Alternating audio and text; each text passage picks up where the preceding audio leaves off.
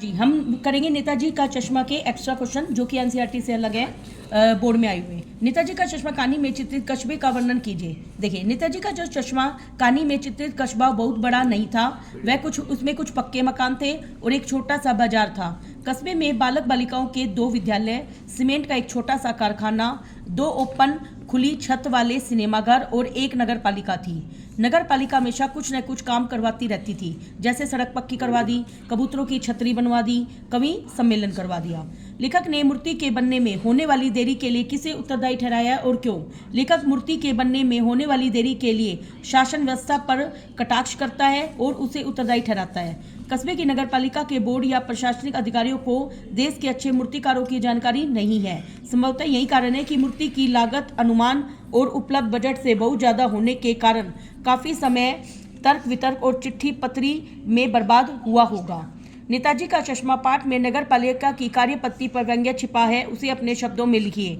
नेताजी का चश्मा पाठ में लेखक ने नगर पालिका की कार्यपद्धति पर व्यंग्य किया है कि नगर पालिका का बहुत सारा समय असमंजस में और चिट्ठी पत्री जैसी औपचारिकता में नष्ट हो जाता है, जिसके कारण कार्य होने में देरी हो जाती है। अंत में जल्दबाजी में कार्य ठीक ढंग से नहीं हो पाता।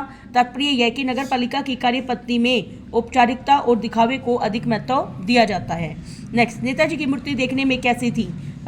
देखिए, ये क्वेश्चन, नेताजी की जो मूर्ति है वो संगमरमर की थी और टोपी की नोक से कोट के दूसरे बटन तक कोई 2 फुट ऊंची थी, जिसे बस कहते हैं। नेताजी सुंदर लग रहे थे, कुछ मासूम और कमसीन लग रहे थे। फौजी वर्दी में नेताजी की मूर्ति को देखते ही उनके दिल्ली चलो, तुम मुझे खून दो जैसे नारे याद आते थे। केवल एक चीज की कमी थी जो देखते ही खटकती थी। नेताजी की आंखों पर संगमरमर का चश्मा नहीं था। मूर्ति को एक असली सामान्य चश्मा पहनाया गया था। नेताजी की मूर्ति लगाने के कार्य को सफल और सराहनीय प्रयास को कहा गया है, क्योंकि सीमित समय और सीमित बजट के बावजूद नेताजी की मूर्ति को स्थापित कर दिया गया। इससे पता चलता है कि समाज में अभी भी नेताजी जैसे देशभक्ति के प्रति लोगों के प्रति सम्मान और श्रद्धा की भावना जीवित है। इसी कारण नेताजी की मूर्ति लगाने का कार्य एक सफल एवं सराहनीय कार्य था। इससे आगे की आने वाली पीढ़ियां भी देशभक्ति की भावना के साथ जुड़ी रहेंगी। नेक्स्ट, कैप्टन कौन था, उसे कौन सी बात याद करती थी? कैप्टन चश्मे वाला एक साधारण व्यक्ति था जो फेरी लगाकर चश्मे बेचने का कार्य करता था। उसे इस बात से बहुत दुख होता था कि कस्बे के चौराहे पर लगी नेताजी सुभाष चंद्र बोस की मूर्ति बिना चश्मे की थी। चश्मा नेताजी की बहुत महत्वपूर्ण पहचान है, इसलिए वह नेताजी की आंखों पर चश्मा लगा देते थे। नेक्स्ट, चश्मे मूर्ति का चश्मे लगाने वाला मूर्ति का चश्मा बार बार क्यों बदल देता था? नेताजी के चश्मे के आधार पर, पाठ के आधार पर वे लिखना है। कैप्टन को नेताजी की बगैर चश्मे वाली मूर्ति अच्छी नहीं लगती थी, इसलिए वे पास रखे हुए गिने चुने फ्रेमों में से एक फ्रेम नेताजी की मूर्ति को पहना देते थे। लेकिन जब किसी ग्राहक को वैसा ही फ्रेम लेना होता जैसी मूर्ति पर लगा है, तब कैप्टन मूर्ति पर लगा फ्रेम उतारकर ग्राहक को दे देते थे, मूर्ति को दूसरा फ्रेम पहना देते। इसी कारण कैप्टन मूर्ति का चश्मा बार बार बदल देता था। नेक्स्ट क्वेश्चन, चश्मे वाला नेताजी से क्षमा क्यों मांगता था? जब किसी ग्राहक को वैसा ही फ्रेम चाहिए होता था जैसे मूर्ति पर लगा होता है, तब चश्मे वाला वह फ्रेम उतारकर ग्राहक को देता था और मूर्ति को दूसरा चश्मा पहना देता था, इसीलिए वो उनसे क्षमा मांगता था। कैप्टन चश्मे वाले का एक रेखाचित्र प्रस्तुत करना है। देखिए, कैप्टन चश्मे वाला किसी फौज का कैप्टन नहीं था, वह नेताजी का साथी या आजाद हिंद फौज का भूतपूर्व सिपाही था। वह एक बेहद बूढ़ा मरियल सा लंगड़ा आदमी था जो सिर पर गांधी की टोपी और आंखों पर काला चश्मा लगाए, हाथ में एक छोटी सी संदूक की और दूसरे हाथ में एक बांस पर टंगे बहुत से चश्मे इधर उधर घूमकर बेचता फिरता था।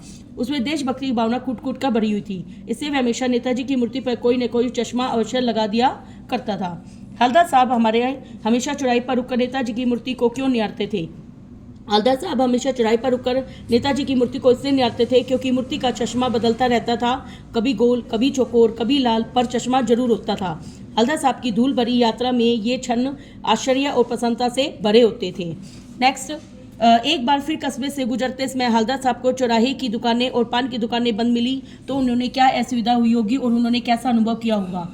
हलदर साहब की आदत हो गई थी कि जब भी वह कस्बे से गुजरते चौराहे पर रुककर पान खाते, परंतु इस बार उन्हें चौराहे की दुकानें बंद मिली तो उन्हें आश्चर्य हुआ। पूछताछ करने पर जब मालूम हुआ कि कैप्टन मर गया है तो वे अत्यंत दुखी हो गए। कुछ देर चुपचाप खड़े रहने के पश्चात वे जीप में बैठकर वहां से रवाना हो गए।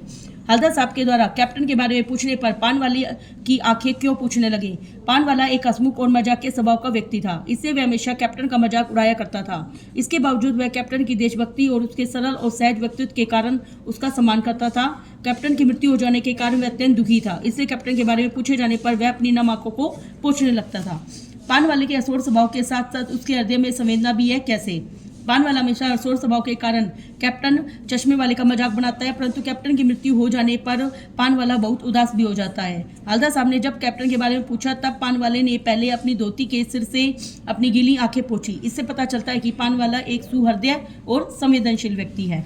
हल्दर साहब कैप्टन चश्मे वाले की मृत्यु पर दुखी और विचलित क्यों हो गए? हल्दर साहब कैप्टन चश्मे वाले की मृत्यु पर दुखी और विचलित इससे हो गए क्योंकि कस्बे में एक सच्चे देशभक्त खो गया था। वे सोच रहे थे कि कस्बे में पहले की तरह सुभाष चंद्र बोस की मृत्यु जो अवश्य होगी, परंतु कैप्टन की तरह मूर्ति को चश्मा लगाने वाला कोई नहीं होगा। अब मूर्ति बिना चश्मे के ही देखनी पड़ेगी। मूर्ति के चेहरे पर सरकंडे का अपना चश्मा लगा देखकर हल्दर साहब की आंखें क्यों भर आई? मूर्ति के चेहरे पर सरकंडे का चश्मा देखकर इससे आंखें भर आई क्योंकि उन्हें महसूस हुआ कि देश के बलिदान करने वालों के लिए अभी भी लोगों के मन में श्रद्धा का भाव है। ऐसी भावनाएं रखने वालों का देश कभी गुलाम नहीं हो सकता।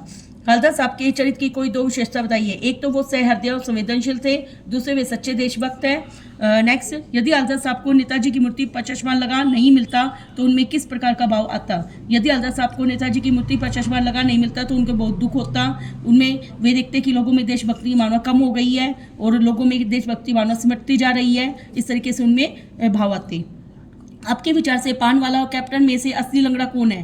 कैप्टन शारीरिक दृष्टि से लंगड़ा है, उसकी शारीरिक विकलांगता ईश्वर द्वारा प्रदान की गई है, लेकिन वह मानसिक दृष्टि से स्वस्थ है। उसके मन में देशभक्तों के प्रति अत्यंत सम्मान की भावना है। इसके विपरीत पानवाले के मन में न तो देशभक्ति और न ही देशभक्तों के प्रति सम्मान की भावना है। वह मानसिक रूप से अस्वस्थ और विकलांग है। उसकी टिप्पणी प्रत्येक देशभक्त को दुखी करती है। अतः मेरे विचार से असली या वास्तविक लंगड़ा पानवाला है। नेक्स्ट, नेताजी का चश्मा पाठ का उद्देश्य स्पष्ट कीजिए। कैप्टन चश्मे वाले के माध्यम से लेखक ने देशभक्ति की भावना को स्पष्ट किया है कि देश के निर्माण और विकास की प्रक्रिया में प्रत्येक नागरिक अपने अपने तरीके से सहयोग करता है। इस प्रक्रिया में बड़ों के साथ साथ बच्चे भी शामिल हैं। देश के प्रत्येक नागरिक और इसकी सभी चीज़ों से प्यार करने वाले, देश की समृद्धि के लिए प्रयास करने वाले हर नागरिक, हर व्यक्ति देशभक्त है। नेताजी का चश्मा पाठ के द्वारा सिद्ध कीजिए कि किसी भी कार्य में उसके पीछे छिपी भावना ही अधिक महत्वपूर्ण होती है। चश्मे वाला कैप्टन एक साधारण फेरी वाला लगाने वाला देशभक्त था। कैप्टन की मृत्यु के दिन पान की दुकान सहित चौराहे की अधिकांश दुकानें बंद थी। इससे लोगों में कैप्टन के प्रति सम्मान की भावना का पता चलता है। कैप्टन की देशभक्ति की भावना के कारण सभी उसका अत्यधिक सम्मान करते थे। एक सामान्य व्यक्ति के प्रति लोगों के मन में इतना श्रद्धा है, इतना प्रेम है, सम्मान है, ये सब उसकी भावना को दर्शाता है। नेताजी का चश्मा पाठ को पढ़कर आप जो अनुभव करते हैं उसे अपने शब्दों में बताइए। और आप यदि आज जबकि देशभक्ति मजाक की चीज़ होती जा रही है, ऐसे वातावरण में निराश होने की आवश्यकता क्यों नहीं है, इसके बारे में हमें तर्क देना है। नेताजी का चश्मा पाठ पढ़कर में ये अनुभव होता है कि देशभक्ति भावना किसी व्यक्ति में हो सकती है, उसे व्यक्त करने का सबका अलग अलग तरीका होता है। यद्यपि आज देशभक्ति मजाक की चीज़ होती जा रही है, परंतु हमारे समाज में आज भी लोग देश की मिट्टी से जुड़े हुए हैं। उदाहरण के लिए यदि देश के किसी भी हिस्से में कोई दुर्घटना घटती है तो पूरे देश इसमें सहयोग करने के लिए जुट जाता है। नेताजी का चश्मा पाठ का क्या संदेश है? देशभक्ति की भावना को जगाना और ये बताना लोग कि अलग अलग तरीके से विकास में सहयोग दें, बड़ों के साथ साथ बच्चे भी देशभक्ति में शामिल हों और देश की हर चीज़ से वो प्यार करें, देश को समृद्ध बनाने के लिए आगे बढ़ें। नेक्स्ट, हाँ जी, हमारा ये लेसन कंप्लीट हो चुका है।